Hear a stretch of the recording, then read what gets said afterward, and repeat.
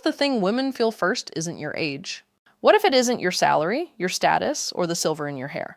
What if the most magnetic thing about an older man is something you can't post, can't flex, and can't fake for more than 5 minutes? Because there's a specific tell women notice fast. Not in what you say, in what you need. And if you're honest, you felt this from the other side too. When someone's presence is calm, but their eyes are asking for something, approval, validation, control, a reaction, that's the difference. Some men walk into a room like they're here to take. Others walk in like they're already complete, and the room can either join them or not. Today we're going into 3 unusual Stoic traits that secretly make older men powerfully attractive. The kind of quiet pull that doesn't beg for attention. And yes, this wasn't invented on podcasts. This was forged in the minds of Roman emperors and Stoic philosophers almost 2,000 years ago. The minds of Roman emperors and Stoic philosophers almost 2,000 years ago? But listen carefully, these traits aren't dating tips. They're identity shifts. And the third one is the line between men who merely age and men who actually mature. So let's get straight to it. Trait number 1, cultivated indifference. Now don't confuse this with being cold. Cold is avoidance. Indifference is mastery. Anyone can be distant, that's easy. But cultivated indifference is rare because it requires something most men don't develop, the ability to remain steady while life tries to shake you. Here's how it plays out. A younger man's flight gets canceled, his plans collapse, he gets criticized at work. He feels disrespected in public, and you can see the storm inside him. He reacts, he vents, he gets visibly stressed. He turns sharp, defensive, performative, or needy. Not because he's weak, because he's living with a hidden rule. If the outside goes wrong, I go wrong. But the Stoic-minded man operates with a different rule.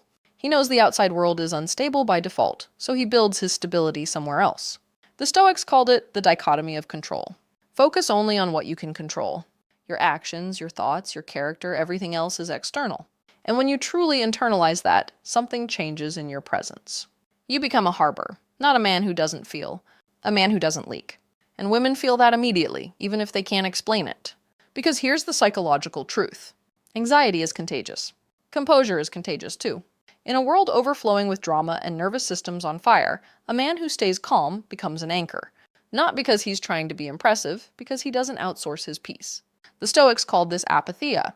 Not apathy, not numbness, freedom from emotional disturbance. And that's the first open loop you need to hold. Most men think attraction is about intensity. But sometimes the most addictive thing is a man who doesn't spike your nervous system. A man who doesn't create chaos just to feel alive. That's why cultivated indifference is magnetic. He's the rock, not the leaf in the wind. Now here's the twist. Because if you stop here, you'll misunderstand the whole trait. Cultivated indifference isn't just about staying calm when life hits you. It's about what happens when people try to move you. When someone tests you, when a woman pulls back, when the room doesn't validate you, does your mood follow them or lead itself? That's where the attraction really lives. And it brings us into the second trait, the one that instantly separates men who talk to be seen from men who speak because it matters. Trait number 2, the power of deliberate silence. Listen carefully. Younger men often feel the need to fill every silence. Not because they're stupid, because they're trying to manage an invisible fear. If I stop, so they talk to impress. Talking, I stop mattering. So they talk to impress. They talk to prove worth. They talk to show how much they know. And the tragedy is most of them don't even realize they're auditioning. But the Stoic-minded older man understands something that changes everything. True power doesn't shout, it listens. He isn't silent because he has nothing to say. He's silent because he's observing, understanding, and processing. And when he does speak, his words have weight. Not dramatic weight, not mysterious alpha weight, real weight because they're chosen with purpose, not thrown around carelessly. Seneca said, "See, speech is the mirror of the soul." And you can feel this in people. Some men speak like they're trying to cover a wound. Other men speak like they're revealing a decision. A man comfortable in silence shows his inner world is calm, measured, deep. He isn't seeking validation by dominating the conversation. His validation comes from within. And here's why this is so attractive psychologically. Deliberate silence makes people lean in. Because the human brain is trained to chase what isn't spilled out freely. When you don't over-explain yourself, you communicate self-trust. When you don't rush to fill space, you communicate self-control. And self-control is one of the most persuasive signals of safety. But I'm not going to give you the full conclusion yet because there's a darker layer here. Silence isn't just attractive because it's calm. It's attractive because it filters out the men who are desperate to be perceived. And that brings us to the third trait, the one that truly separates men from boys. Because the ultimate magnetism isn't perfection. It's what you do with the parts of your life that didn't go the way you planned. If this hit a nerve, don't brush it off. That's data. Say it out loud. There's a version of you that thinks your past is a liability. The moment you realized you weren't in control the way you thought you were, and if you're like most men, especially men who've learned to survive by staying composed, your instinct is to keep those chapters sealed. Not because you're ashamed, because you learned a dangerous rule early. If they see where I bled, they'll know where to aim. So, you clean it up. You talk about the highlights. You keep it polished. And then you wonder why, even when you look stable, people don't fully relax around you. Here's the uncomfortable truth. A man who hides his scars doesn't come across as strong. He comes across as managed. And managed men always feel like they're one bad moment away from cracking. That's why trait number 3 is the one that truly separates the men from the boys. Trait number 3, embracing scars. This is the game changer because every man has scars, failures in business, heartbreaking relationships, moments of deep loss, times you disappointed yourself, times you had to rebuild from zero emotionally, financially, spiritually. Society tells men to hide these things, to move on, to man up, to act like pain is a private glitch you should fix quietly and never mention again. But the truly attractive older man does the opposite. He doesn't advertise his scars like a badge. He doesn't perform vulnerability for attention. He simply isn't afraid of what happened to him. And that's a different kind of power because a scar isn't proof you were damaged. It's proof you were hit and you didn't disappear. Now this is where most men misread what women are drawn to. They think women want perfection. No, women want emotional consequence handled well. They want to feel that if life gets real, if things get messy, unpredictable, painful, you won't turn cold. You won't spiral. You won't become someone they have to manage. So when an older man can acknowledge his past without bitterness, without shame, without dramatizing it, his entire presence changes. He stops feeling like a fragile statue that can't be touched. He feels like a human being who has been tested and passed. Stoicism has a name for this, amor fati, a love of one's fate. Not tolerating your past, not accepting it through clenched teeth, loving it because it made you. That doesn't mean celebrating pain. It means refusing to be at war with reality. And the moment you stop being at war with your own history, you stop giving off the energy of a man trying to outrun himself. That's what people feel. A man who embraces his scars doesn't need to prove anything because he already survived his own judgment. And here's the second perspective shift, the one most men don't expect. A lot of men believe strength is never being hurt. But strength is being hurt and not becoming dangerous because of it. Not becoming resentful, not becoming entitled, not becoming reactive, not becoming manipulative. A scar held with maturity becomes empathy. A scar held with denial becomes bitterness. And bitterness has a smell. People may not say it, but they step back because bitterness turns connection into a courtroom. Every woman becomes a symbol. Every conversation becomes a test. Every flirt becomes a power struggle. That's not attraction. That's unresolved pain trying to get paid back. The Stoic man refuses that. He turns the past into fuel, not poison. Marcus Aurelius wrote something that sounds simple until you live it. The impediment to action advances action. What stands in the way becomes the way. That line is not a quote for posters. It's a psychological operating system. It means your setbacks aren't baggage, they're instruction. Your heartbreaks aren't weaknesses, they're what taught you how not to ruin something good when it finally arrives. Your failures aren't proof you're behind, they're proof you have range.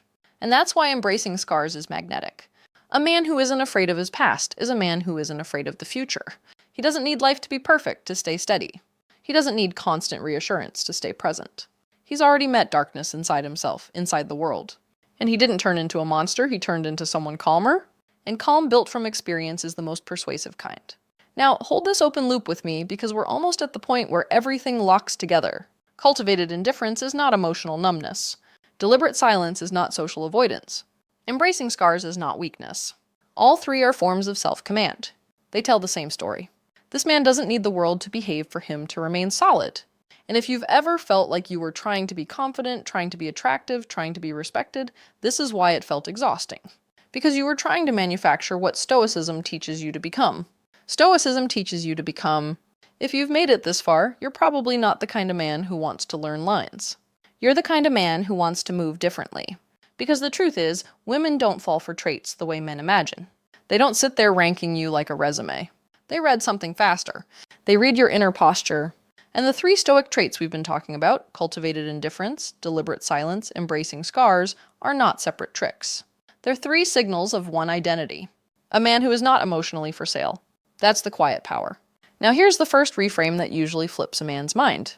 Most men think magnetism is about standing out, but Stoic magnetism is about not needing to stand out. It's the absence of grasping, the absence of performance, the absence of that subtle pleading energy that says, please see me as enough. And the moment that disappears, you don't just become calmer, you become harder to manipulate, harder to shake, harder to read as needy. That's what people call presence. Cultivated indifference means life doesn't get to yank your nervous system around. So when plans fall apart, when people misread you, when something doesn't go your way, you don't leak frustration into the room. Not because you're suppressing it, because you've already made your decision. I will handle what's mine. I won't wrestle what isn't. That single decision changes how a woman experiences you because she isn't bracing for your mood. She can relax. And relaxation is where attraction actually has room to exist. But here's the open loop most men miss. Indifference is not the calm you show. It's the calm you have when nobody is watching. That's why it's so rare. Now add deliberate silence. Most men talk to manage perception.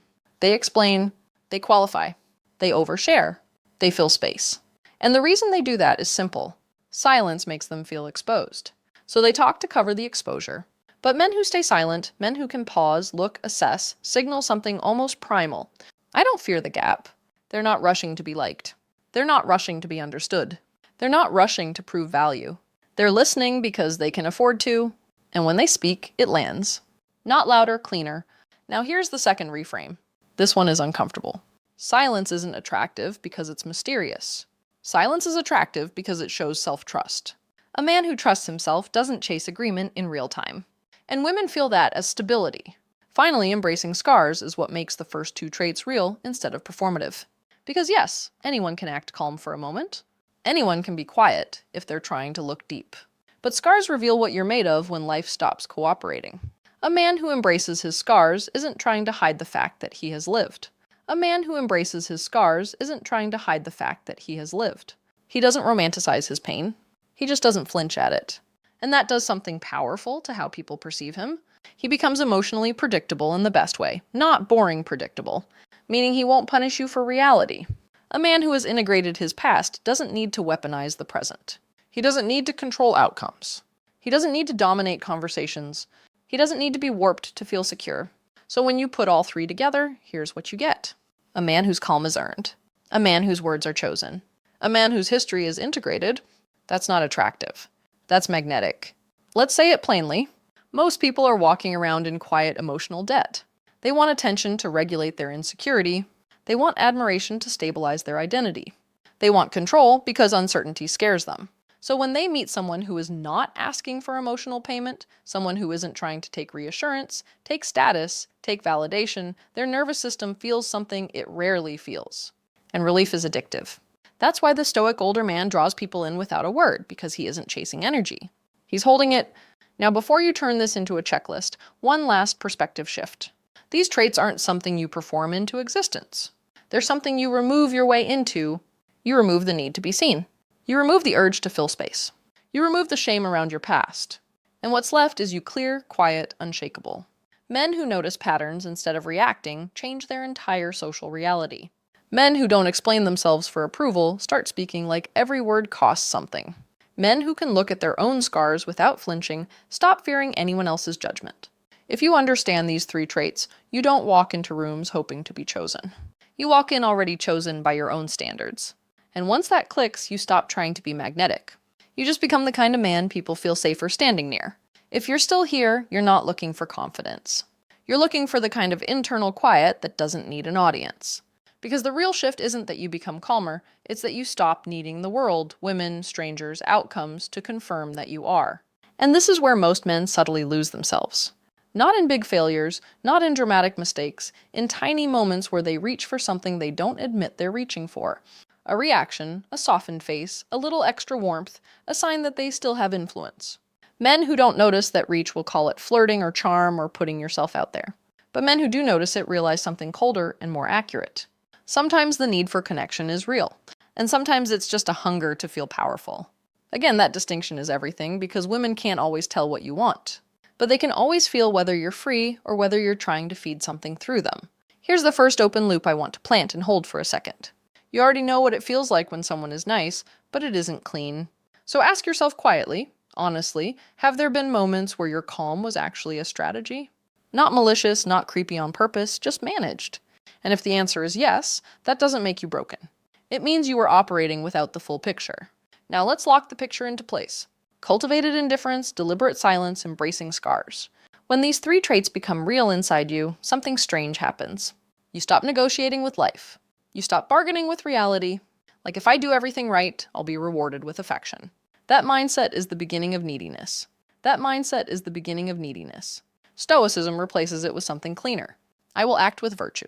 I will carry myself with discipline.